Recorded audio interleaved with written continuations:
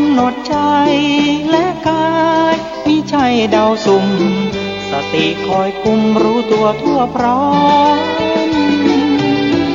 สติกลับมาปัญญาร่าเริงจิตใจเคยเลิงรู้ตัวโดยอ้อมหากปล่อยใจกายเผลอไปทุกย่อมหัวใจก็ย่อมฟุ้งซ่านให้มานเข้าคุม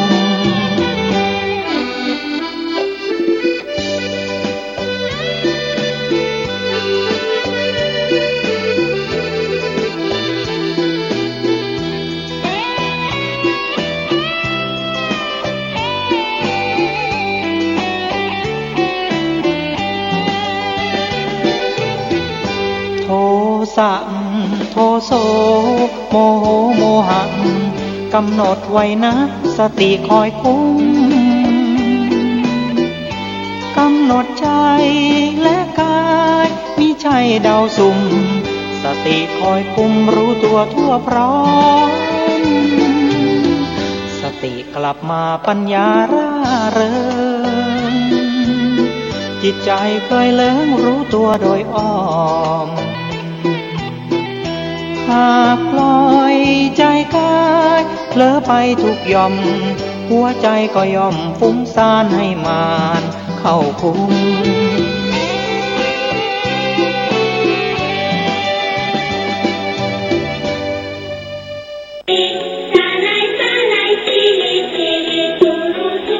สวัสดีครับท่านผู้ฟังที่เคารพการแบ่งปันความคิดดีๆเรื่องของการอยู่จำพรรษาขององค์สมเด็จพระสัมมาสัมพุทธเจ้าพรรษาการที่44ก็ได้นำเล่าไปบ้างแล้วนะครับก็มาถึงการประทับอยู่จำพรรษากรุงสาวัตถีของสมเด็จพระสัมมาสัมพุทธเจ้านะครับก็นำเล่าให้ท่านได้คิดในพิจารณาเรื่องของอดีตชาติอดีตการชาติที่แล้วอดีตการในชาตินี้ที่ผ่านมาในสมัยอินเดียโบราณก็นำเล่าถึงพระผู้มีพระภาคเจ้ามิได้ตัดพยากรณ์แล้วก็ถามพระอานนท์ว่าปัจจุบันเหล่ากษัตริย์ฤชวีแคว้นวัชชีตั้งมั่นอยู่ในปริหานิยธรรม7ประการที่ทรงแสดงไว้แล้วหรือไม่ตราบใดที่ชาววัชชียังตั้งมั่นอยู่ในธรรม7ประการก็จะทำให้ชาววัชชีนั้นมีแต่ความเจริญถ่ายเดียวหาความเสื่อมมิได้นะครับท่านผู้ฟังปริหานิยธรรมนี้ไม่ว่าจะเป็นหน่วยงานใดได้นำไปปฏิบัติก็จะเกิดความปรองดองความรักความสามัคคีอย่างแท้จริงโดยชาววัชชีก็จะมีแต่ความเจริญไม่มีเสื่อมวัสการพราหมณ์ได้ฟังแล้วก็คิดว่ามคธไม่สามารถจะชนะวัชชีโดยประการอื่นได้นอกจากการยุยงให้ชาววัชชีแตกแยกความรักความสามัคคีแต่เพียงประการเดียวก็กลับมากราบทูลให้พระเจ้าอาชาติศัตรูทรงทราบและก็รับอาสาไปกระทำการครั้งนั้นด้วยตนเองพระเจ้าอาชาติศัตรูทรงวัสการพราหมณ์เป็นไส้ศึกเข้าไปดำเนินอุบายยุยงให้เหล่ากษัตริย์ฤชวีแตกความสามัคคีกันด้วยการยุยงให้ราชกุมารทั้งหลายเกิดความระแวงซึ่งกันและกันจากนั้นก็ขยายวงกว้างออกไปถึงพระราชวงศ์ชั้นผู้ใหญ่แล้วก็ชนชาววัชชีทั้งหลายนะครับวัสการพราหมณ์ต้องใช้เวลานานถึง3 ปีนะครับท่านผู้ฟังจึงประสบผลสำเร็จหลังจากวัสการพราหมณ์กลับไปแล้วพระพุทธองค์ตรัสเรียกภิกษุมาประชุมณอุปถานศาลาทรงแสดงภิกขุปริหานิยธรรมธรรมที่ทำให้เกิดความพร้อมเพรียงในหมู่สงฆ์7ประการว่าจงหมั่นประชุมกันเนือง2จงพร้อมเพรียงกันประชุม3จะไม่บัญญัติสิ่งที่เราไม่ได้บัญญัติไว้ และไม่ถอนสิ่งที่เราบัญญัติไว้สี่จะสักการะเคารพนับถือและเชื่อฟังภิกษุผู้บวชมานานข้อที่ห้าจะไม่รู้อำนาจของตัณหาที่เกิดขึ้นข้อที่หกจะยินดีในเสนาสนะป่าข้อที่เจ็ดก็ตั้งใจว่าบรรดาภิกษุสามเณรผู้มีศีลที่ยังไม่มาก็ขอให้มาที่มาแล้วก็ขอให้เป็นสุขเมื่อเป็นดังนั้นแล้วก็พระพุทธองค์ก็ตรัสต่อว่าดูก่อนภิกษุทั้งหลายถ้าเธอยังเห็นดีร่วมกันในอปาริหานิยธรรม7ประการนี้ตราบใดภิกษุทั้งหลายจะมีแต่ความเจริญประการเดียวหาความเสื่อมมิได้ตราบนั้นจากนั้นพระผู้มีพระภาคเจ้าเสด็จลงจากภูเขาคิชกูฏไปยังอัมพรัตติกาทรงแสดงศีลสมาธิปัญญาวิมุตติแก่ภิกษุทั้งหลายแล้ว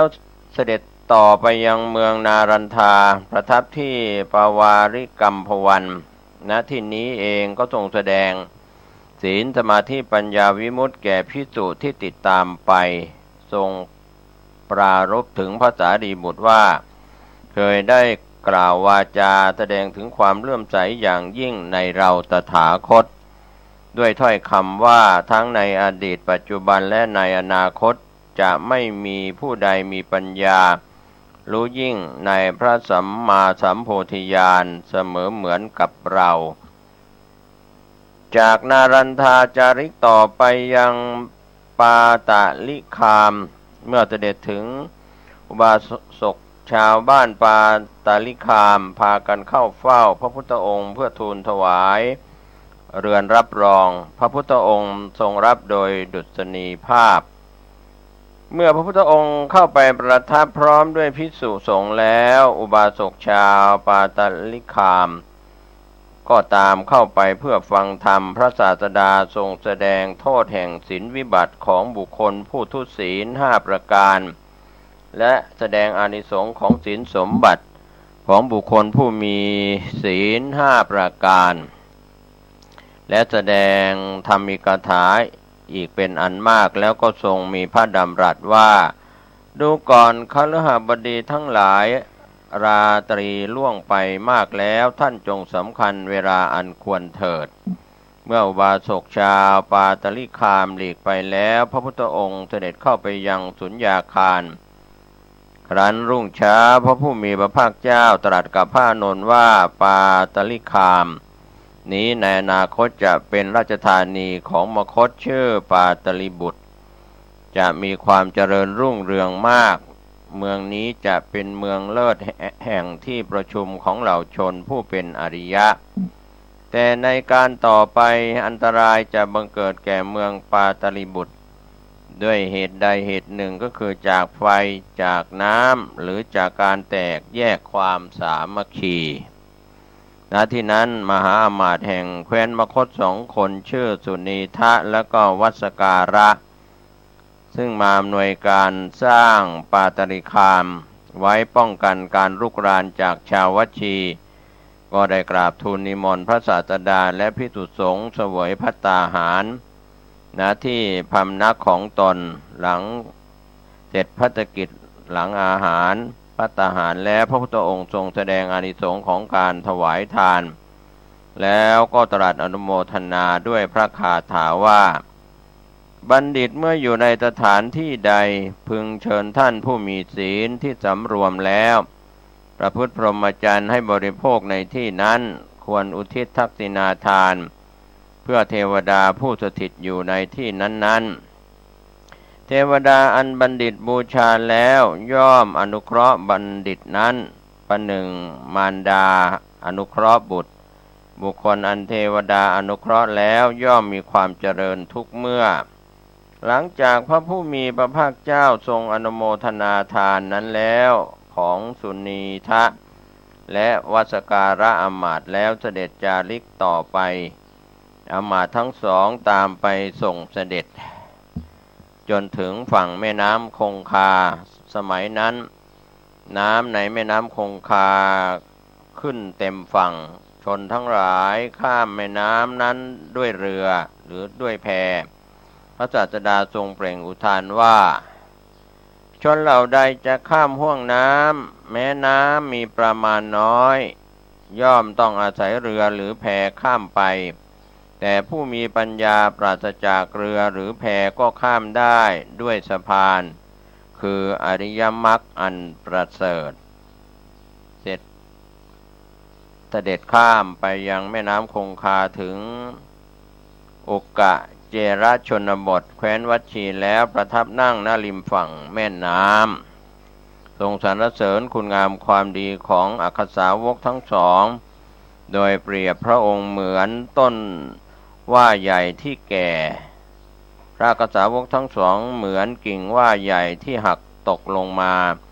นอกจากนั้นทรงแสดงจุรโคปารสูตรแก่ภิกษุทั้งหลายก็ว่าด้วยเรื่องความเขลาของนายโคบาลที่ต้อนโคข้ามน้ำโดยไม่ได้พิจารณาทำให้ฝูงโคถูกกระแสน้ำพัดพาไปจนถึงแก่ความตายเสด็จต่อไปยังโกติคามขณะประทับอยู่ในที่นั้นพระพุทธองค์รับสั่งกับภิกษุทั้งหลายว่าดูก่อนภิกษุทั้งหลายเราและพวกเธอเร่ร่อนท่องเที่ยวไปตลอดกาลนานอย่างนี้เพราะไม่ได้ตรัสรู้ไม่ได้แทงตลอดอริยสัจสี่แล้วก็ตรัสคาถาว่าเพราะไม่เห็นอริยสัจสี่ตามความเป็นจริงเราและเธอทั้งหลายจึงเร่ร่อนไปตลอดกาลอันยาวนานบัดนี้อริยสัจสี่นั้นเราตถาคตเห็นแล้วตัณหาอันนำไปสู่ภพเราถอนได้แล้วรากเหง้าแห่งทุกข์เราถอนทิ้งแล้วบัดนี้ภพใหม่ไม่มีแล้วสำหรับเราขณะที่พระผู้มีพระภาคเจ้าประทับอยู่ณโกติคามทรงแสดงธรรมิกถาแก่ภิกษุทั้งหลายว่าศีลสมาธิปัญญามีอยู่ด้วยประการฉะนี้สมาธิอันศีลอบรมแล้วย่อมมีผลมากมีอานิสงส์มากปัญญาอันเกิดแต่สมาธิอบรมแล้วย่อมมีผลมีอานิสงส์มากภิกษุจึงได้กล่าวถึงจิตอันปัญญาอบรมแล้วจะหลุดพ้นจากอาสวะทั้งหลายจากนั้นเสด็จไปประทับยังนาทิกะคามในที่นั้นทรงแสดงธรรมชื่อแว่นธรรมหลักในการพยากรณ์คติที่ไปในสัมปรายาเรียกว่าสัมปรายภพของอริยบุคคลแก่พระอานนท์พระอานนท์ก็ทูลถามว่าภิกษุชื่อนั้นภิกษุณีชื่อนั้นทำการะตายแล้วในหมู่บ้านนาทิกะท่านมีคติอย่างไรมีภพไปถึงภายหน้าอย่างไรพระเจ้าข้าพระผู้มีพระภาคเจ้าตรัสว่าดูก่อนอานนท์ภิกษุชื่อสาระหะทำให้แจ้งซึ่งเจโตวิมุตติปัญญาวิมุตติหาอาสวะมิได้เข้าถึงอยู่ในทิฏฐธรรมแล้วดูก่อนอานนท์ภิกษุณีชื่อนันทามีสังโยชน์อันเป็นเบื้องต่ำห้าสิ้นไปแล้วนิพพานในชั้นสุทธาวาสเป็นผู้ไม่กลับมาสู่โลกอีกเป็นธรรมดานอกจากนั้นได้ทรงพยากรณ์อุบาสกทั้งหลายในหมู่บ้านนาทิกะอีกมากมายว่าอุบาสกในหมู่บ้านนาทิกะ96คนทำการะตายแล้วเพราะสังโยชน์3สิ้นไปเพราะราคะโทสะและโมหะเบาบางเป็นสกทาคามีจะกลับมาสู่โลกนี้อีกครั้งเดียวเท่านั้นแล้วก็จะทำที่สุดแห่งทุกข์ได้ครั้งนั้นในเวลาเย็นพระผู้มีพระภาคเจ้าตรัสกับพระอานนท์ว่าขณะที่เราพยากรณ์คติของชาวบ้านนาทิกะชนะวสพยัคฆ์ได้เข้ามาเฝ้าเราเปล่งเสียงว่าข้าแต่พระผู้มีพระภาคเจ้าข้าพระพุทธเจ้าชื่อว่าพิมพิสารข้าพระพุทธเจ้าเข้าถึงความเป็นสหายของท้าวเวสสวรรณมหาราชเป็นครั้งที่7ในเทวโลกข้าพระพุทธเจ้านั้นจุติตายจากเทวโลกแล้ว ตายจากสวรรค์เทวโลกแล้วจะเป็นราชาในหมู่มนุษย์อีก7 ชาติดูก่อนอานนท์ชนะวัสสภะประกาศว่าข้าแต่พระผู้มีพระภาคเจ้านอกจากศาสนาของพระองค์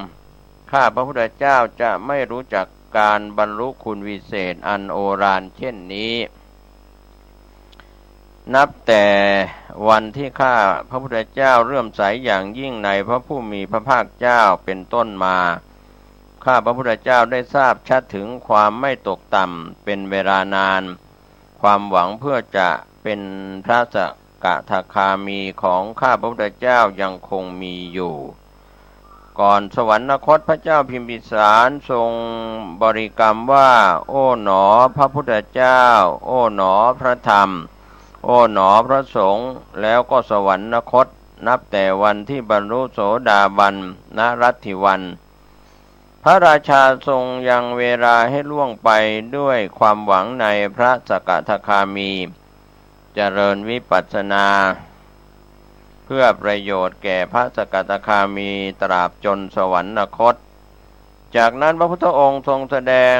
ปฐมมรณสติสูตรว่าด้วยการเจริญมรณสติและนึกถึงความตายว่ามีผลมากแก่ภิกษุทั้งหลายตรัสถามถึงภิกษุเหล่านั้นว่าเธอเจริญมรณสติอย่างไรภิกษุรูปหนึ่งก็ทูลว่าพึงมนสิการว่าเราพึงเป็นอยู่ได้ตลอดคืนหนึ่งวันหนึ่งอีกรูปหนึ่งก็ทูลว่าเราพึงเป็นอยู่ชั่วขณะที่ฉันบิณฑบาตมื้อหนึ่งรูปหนึ่งก็ทูลว่าเราพึงเป็นอยู่ขณะที่เคี้ยวข้าวคำหนึ่งพระผู้มีพระภาคเจ้าตรัสว่าแม้อย่างนั้นก็ยังชื่อว่าเป็นผู้ประมาทอยู่ดูก่อนภิกษุทั้งหลายเธอพึงศึกษาอย่างนี้ว่าเราพึงเป็นผู้อยู่ชั่วขณะที่หายใจเข้าแล้วหายใจออกหรือหายใจออกแล้วหายใจเข้าภิกษุนี้กล่าวได้ว่าเป็นผู้ไม่ประมาทย่อมเจริญมรณสติเพื่อความสิ้นไปแห่งอาสวะทั้งปวงจากนั้นทรงแสดงทุติยมรณสติ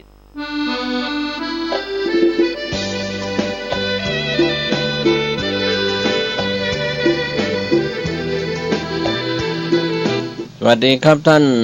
ผู้ชมและท่านผู้ฟังที่เคารพข่าวชาวบ้านเสียงธรรมเสียงข่าว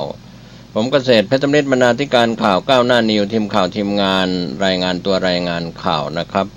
ในส่วนที่ท่านสามารถรับชมหรือรับฟังผ่าน www.9hnanew.com